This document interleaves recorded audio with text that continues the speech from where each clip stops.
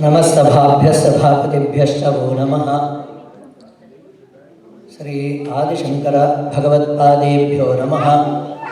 ಶ್ರೀ ವರದ ವಿಘ್ನೇಶ್ವರ ಕರುಣಾಮೂರ್ತಯೇ ನಮಃ. ಶ್ರೀ ಕಾಶಿ ವಿಶ್ವೇಶ್ವರ ಸ್ವಾಮಿನೇ ನಮಃ. ಶ್ರೀ ಅನ್ನಪೂರ್ಣೇಶ್ವರೀ ದೇವ್ಯೈ ನಮಃ. ಶ್ರೀದೇವಿ ಭೂದೇವಿ ಸಮೇತ ಶ್ರೀ ವರದ ವೆಂಕಟೇಶ್ವರ ಸ್ವಾಮಿನೇ ನಮಃ. ಸದ್ಗುರುಭ್ಯೋ ನಮಃ.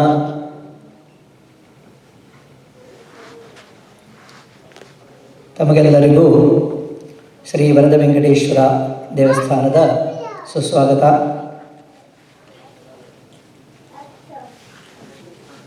ನಮ್ಮ ಕರ್ನಾಟಕ ಕನ್ನಡ ಕೂಟದ ಎಲ್ಲ ಸದಸ್ಯರಿಗೂ ಮತ್ತು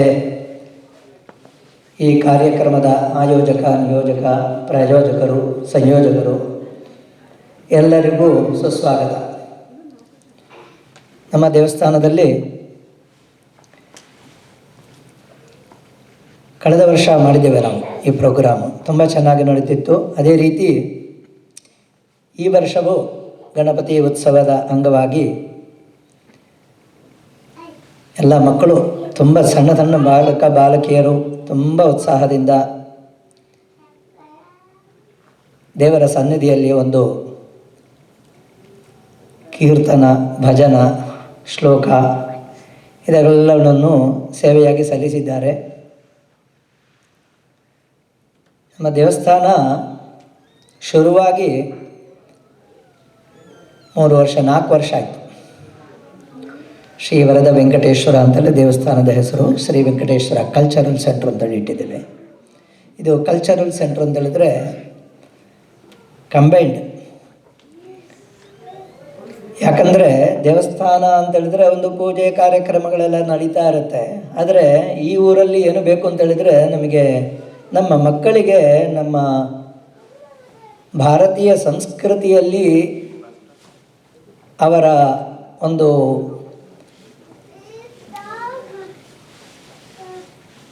ಬಾಂಧವ್ಯ ಅಂತ ಹೇಳೋದು ಸ್ವಲ್ಪ ಕಮ್ಮಿ ಸಿಗೋದು. ಆದರೆ ಅದಕ್ಕೆ ಒಂದು ಉತ್ತೇಜನವಾಗಿ ನಮ್ಮ ಯಾವ ಸಂಸ್ಥೆಗಳಿದ್ದರೂ ಒಂದು ದೇವಸ್ಥಾನಕ್ಕೆ ಅದೊಂದು ತುಂಬ ಇನ್ನೂ ಸ್ವಲ್ಪ ಅದಕ್ಕೆ ಒಂದು ಹೊಣೆಗಾರಿಕೆ ಜಾಸ್ತಿ ಇದೆ.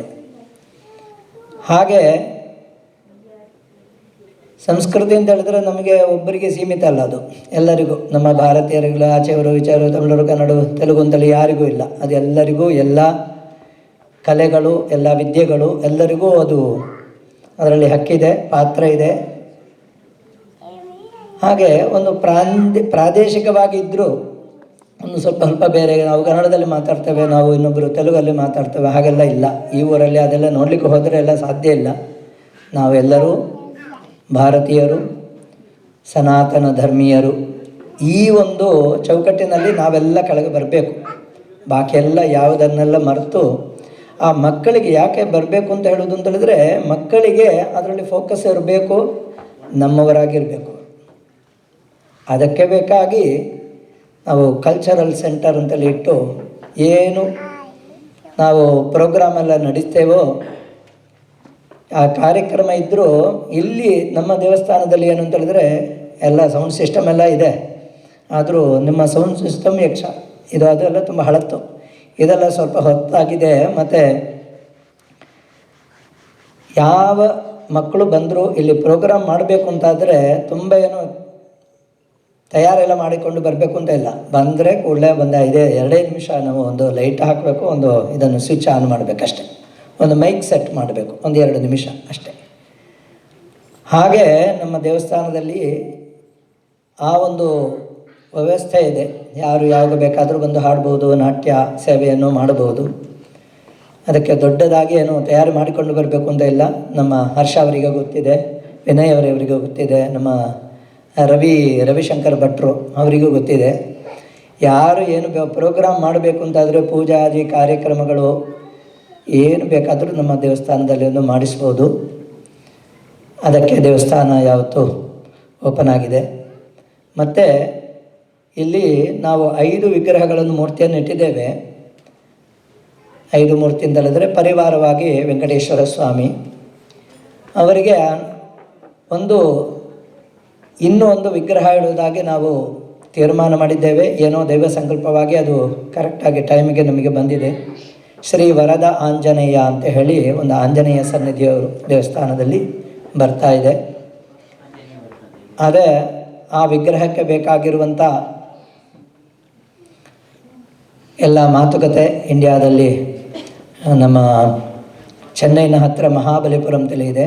ಈ ವಿಗ್ರಹಗಳನ್ನೆಲ್ಲ ಮಾಡಿಸಿದವರೇ ಮಾಡಿಕೊಡ್ತೇನೆ ಅಂತ ಹೇಳಿ ಒಪ್ಪಿಕೊಂಡು ಆ ವಿಗ್ರಹಗಳನ್ನು ಮಾಡಿಸಿ ಅಲ್ಲಿಂದ ಶಿಪ್ಪಿಂಗ್ ಪ್ಲಸ್ ಇಲ್ಲಿಯ ಕನ್ಸ್ಟ್ರಕ್ಷನ್ ಎಲ್ಲ ಸೇರಿ ನಾವು ಎಲ್ಲ ಜನರು ಸೇರಿ ಮಾಡಬೇಕು ಅಂತ ಹೇಳಿ ಇದನ್ನು ನಿನ್ನೆ ತಾನೇ ಅದನ್ನು ಓಪನ್ ಮಾಡಿ ವಾಟ್ಸಪ್ ಗ್ರೂಪಲ್ಲಿ ಹಾಕಿದ್ದೇವೆ. ಬೇರೆ ಏನೋ ಒಂದು ಓಪನಿಂಗ್ ಸೆರೆಮನಿ ಹಾಗೆಲ್ಲ ಏನು ಇಟ್ಟುಕೊಳ್ಳಿಲ್ಲ. ಸಿಂಪಲಾಗಿ ಯಾರಿಗೆಲ್ಲ ಅದರಲ್ಲಿ ಒಂದು ಭಾಗಿಯಾಗಲಿಕ್ಕೆ ಒಂದು ಅವಕಾಶವೋ ಒಂದು ಭಾಗ್ಯವೋ ಉಂಟೋ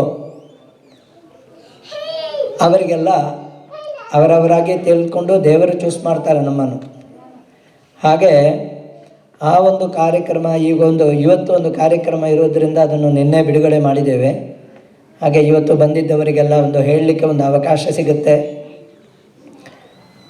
ತುಂಬ ವಿಶೇಷ, ನಮ್ಮ ಆಂಜನೇಯರ ಭಕ್ತರಾಗಿ ಬಂದಿದ್ದಾರೆ ಮಂಜುನಾಥ ಸ್ವಾಮಿ.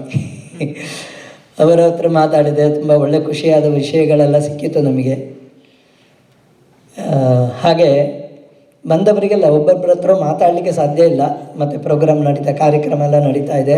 ಆಲ್ಮೋಸ್ಟ್ ಎಲ್ಲರೂ ಪರಿಚಯ ಇರುವವರೇ. ಹೊಸೊಬ್ಬರು ಮಾತ್ರ ಸ್ವಲ್ಪ ಜನ ಇದ್ದಾರೆ, 25%.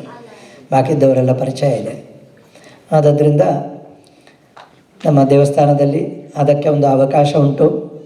ವಿಗ್ರಹ ಪ್ಲಸ್ ಶಿಪ್ಪಿಂಗ್ ಪ್ಲಸ್ ಇಲ್ಲಿ ಕನ್ಸ್ಟ್ರಕ್ಷನ್ಗೆ ಇರುವಂಥ ವರ್ಕಿಗೆ ಎಲ್ಲವೂ ಸೇರಿ 44 ಸ್ಲಾಟ್ಸ್ ಅಂತೇಳಿ ಇಟ್ಟಿದ್ದೇವೆ ನಾವು. ನಮಗೆ ಅದಕ್ಕಿಂತ ಜಾಸ್ತಿ ಬಂದರೂ ಸಂತೋಷನೇ. ಆದರೂ ಅಷ್ಟು ಬೇಕು ಅಂತ ಹೇಳುವಂಥ ಒಂದು ದೇವಸ್ಥಾನ ನಡಿಬೇಕಲ್ಲ. ಒಂದು ದೇವಸ್ಥಾನ ನಡೆಸೋದು ಅಂತ ಹೇಳಿದ್ರೆ ಸುಮ್ಮನೆ ಅಲ್ಲ. ಅದಕ್ಕೆ ಇರುವಂಥ ಒಂದು ತಿಂಗಳಿಗೆ ಇರುವಂಥ ಖರ್ಚುಗಳು ಇದೆಲ್ಲ ಇದೆ. ಅದನ್ನೆಲ್ಲ ನೋಡಿಕೊಂಡು ತುಂಬ ಜಾಸ್ತಿ ಏನು ಸಪೋರ್ಟ್ ಅಂತ ಇಲ್ಲ. ನಾವು ಕೇಳಿಕೊಂಡು ಹೋಗ್ತಾ ಇಲ್ಲ, ಎಲ್ಲರೂ ಮಾಡಿಕೊಂಡಿದ್ದಾರೆ. ಅದರಿಂದ ಭಕ್ತಾದಿಗಳಿಂದ ಈ ದೇವಸ್ಥಾನ ನಡೆಯೋದ್ರಿಂದ ಈ ಒಂದು ಅವಕಾಶ ಇದೆ.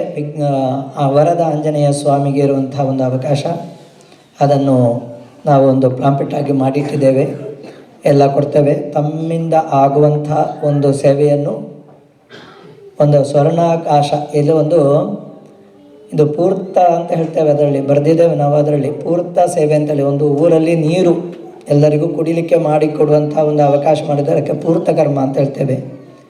ಇನ್ನೊಂದಿದೆ ದೇವಸ್ಥಾನ ಕಟ್ಟೋದು ಅಂತೇಳಿ, ಇನ್ನೊಂದು ಇದೆ ವಿದ್ಯಾಲಯ ಅಂತೇಳಿ. ಇಲ್ಲಿ ಎರಡೂ ಇದೆ. ಮತ್ತು ಮೂರನೇದ್ದು ಇಲ್ಲಿ ಅನ್ನಪೂರ್ಣಿ ಇದ್ದಾಳೆ. ಇಲ್ಲಿ ಯಾವತ್ತೂ ಒಂದು ಸಣ್ಣಾಗಿ ಏನೋ ಒಂದು ದೇವರಿಗೆ ಇರುವಂಥ ಪ್ರಸಾದವನ್ನಾಗಿ ಮಾಡಿಕೊಡುವಂಥೇಳಿ ಅದು ವ್ಯವಸ್ಥೆ ಇದೆ. ಆದ್ದರಿಂದ ಎಲ್ಲವೂ ಪೂರ್ತಿಯಾಗಿ ಸೇರುವಂತಹ ಒಂದು ಪೂರ್ಣವಾದ ಒಂದು ಸೇವೆ ನಮ್ಮ ದೇವಸ್ಥಾನದಲ್ಲಿ ನಡೀತಾ ಇದೆ. ಅದಕ್ಕಿರುವಂಥ ಒಂದು ಅವಕಾಶವನ್ನು ತಮಗೆ ಯಥಾಶಕ್ತಿಯಾಗಿ ನಿಮಗೆ ಗೊತ್ತಿದ್ದರೆ ನೀವಾಗಿ ಮಾಡೋದು ಒಂದು ವಿಶೇಷ. ಆದರೂ ಇನ್ನೊಬ್ಬರಿಂದ ಮಾಡಿಸೋದು ಅದಕ್ಕಿಂತ ವಿಶೇಷ. 10 ಪಟ್ಟು ಗುಣ ಸಿಗ್ತಂತೆ. ನಾವು ಒಬ್ಬರು ದೇವಸ್ಥಾನಕ್ಕೆ ಹೋದರೆ ನಮಗೆ ಒಂದು ಫಲ ಅಂತಾದರೆ, ನಾವು ಇನ್ನೊಬ್ಬರಿಗೆ ಹೇಳಿ ಅವರ ದೇವಸ್ಥಾನಕ್ಕೆ ಬಂದರೆ 10 ಫಲ ಸಿಗ್ತದೆ. ಅದೇ ರೀತಿ ಈ ಒಂದು ಕೈಂಕರ್ಯದಲ್ಲಿ ಯಾರನ್ನೆಲ್ಲ ನೀವು ಹೇಳಿ ಮಾಡಿಸ್ತೀರೋ ಅದು 10 ಗುಣ, 10 ಗುಣ 10 ಪಟ್ಟು ಜಾಸ್ತಿ ಆಗಿ ಸಿಗ್ತದೆ ಅಂತ ನಮ್ಮ ಒಂದು ಹಿರಿಯವರು ಗುರುಗರೆಲ್ಲ ಹೇಳ್ತಾರೆ. ನಮ್ಮಿಂದಾಗಿ ಇನ್ನೊಬ್ಬರು ಮಾಡಿದರೆ ಅದು 10 ಪಟ್ಟು ಗುಣ ಅಂತೇಳಿ. ಆದ್ದರಿಂದ ದೇವಸ್ಥಾನದಲ್ಲಿ ನಡೆಯುವಂಥ ಎಲ್ಲ ಕಾರ್ಯಕ್ರಮಗಳು, ಎಲ್ಲ ತುಂಬ ಪ್ರೋಗ್ರಾಮ್ ನಡೀತದೆ. ಎಲ್ಲ ಪ್ರೋಗ್ರಾಮಿಗೂ ಯಾವತ್ತೂ ಒಂದು ವೆಡ್ಡಿಂಗ್ ಡೇ, ಬರ್ತ್ಡೇ ಏನಾದರೂ ಇದ್ದರೆ ಒಮ್ಮೆ ದೇವಸ್ಥಾನಕ್ಕೆ ಬಂದು ಸುಮ್ಮನೆ ದರ್ಶನ ಮಾಡಿಕೊಂಡು ಹೋದ್ರಾಯಿತು. ನಾವು ಯಾವುದಕ್ಕೂ ಯಾರ ಹತ್ರ ಏನೂ ತುಂಬ ಅದನ್ನು ಕೇಳಿಕೊಂಡು ಹೋಗೋದಿಲ್ಲ. ಒಂದು ವಿಷಯ ತಿಳಿಸಬೇಕು ಅಂತ ಹೇಳಿ ಇವತ್ತು ಅವರೆಲ್ಲ ಕೇಳಿಕೊಂಡದ್ದರಿಂದ ನಾನು ಹೇಳ್ತಾ ಇದ್ದೇನೆ. ಅದರಿಂದ ಎಷ್ಟು ಬೇಕೋ ಅಷ್ಟು ಮಾತ್ರ ಮಾತಾಡಿ. ನಾನು ಸ್ವಲ್ಪ ದೇವರಿಗೆ ಈಗ ಆರತಿಗೆ ಟೈಮ್ ಆಯಿತು. ಅರ್ಚನೆ, ಆರತಿ ಮತ್ತು ಪ್ರಸಾದ ಮುಗಿಸಿ ನಾವು ರಾತ್ರಿಯ ಭೋಜನ ಆಹಾರ ಎಲ್ಲ ತಂದು ಮಾಡಿದ್ದಾರೆ, ರೆಡಿ ಮಾಡಿದ್ದಾರೆ. ಹರ್ಷ ಅವರಿಗೆ ತುಂಬ ಧನ್ಯವಾದಗಳು. ವಿನಯ್ ಮತ್ತು ನಿಮ್ಮ ಗ್ರೂಪ್ ಎಲ್ಲ ಯಾರೆಲ್ಲ ಇದ್ದಾರೋ ಗೊತ್ತಿಲ್ಲ, ಸುಧಾಕರ್, ರವಿ, ಯಾರೆಲ್ಲ ಇದ್ದೀರೋ ಗೊತ್ತಿಲ್ಲ, ಹೆಸರೆಲ್ಲ ಬಿಟ್ಟು ಹೋದರೆ ತುಂಬ ಕ್ಷಮಿಸಿ. ಮತ್ತು ಇಲ್ಲಿ ಅನೌನ್ಸ್ ಮಾಡಿದಾರಲ್ಲ ಅವರು ಅಪರ್ಣ ಅವರಿಗೂ ತುಂಬ ಧನ್ಯವಾದಗಳು. ಎಲ್ಲರಿಗೂ ಧನ್ಯವಾದಗಳು. ಮತ್ತೆ ಪುನಃ ಭೇಟಿಯಾಗೋಣ. ಬರ್ತಾಯಿರಿ. 2-3 ತಿಂಗಳಲ್ಲಿ ಆಂಜನೇಯ ವಿಗ್ರಹ ಬರುತ್ತೆ. ಪ್ರತಿ ವಾರ ಇಲ್ಲಿ ಹನುಮ ಚಾಲೀಸ, ಸುಂದರಕಾಂಡ ಪ್ಲಸ್ ರಾಮಚರಿತ ಮಾನಸವನ್ನು ಶುರು ಮಾಡ್ತೇವೆ ಈಗ. ಆಲ್ವೇಸ್ ಮಂಗಳವಾರ ಹನುಮಾನ್ ಚಾಲೀಸ ಶುರು ಮಾಡಿದ್ದೇವೆ. ಅಕ್ಟೋಬರ್ 7ರಿಂದ ಮಂಗಳವಾರದಿಂದ ಪ್ರತಿ ವಾರ ಆ ಒಂದು ಪ್ರೋಗ್ರಾಮ್ ನಡೀತಾ ಇದೆ. ಸುಂದರಕಾಂಡ ಅದಕ್ಕಂತೂ ಸೇವೆ ಅಂತ ಹಾಕಿದ್ದೇವೆ.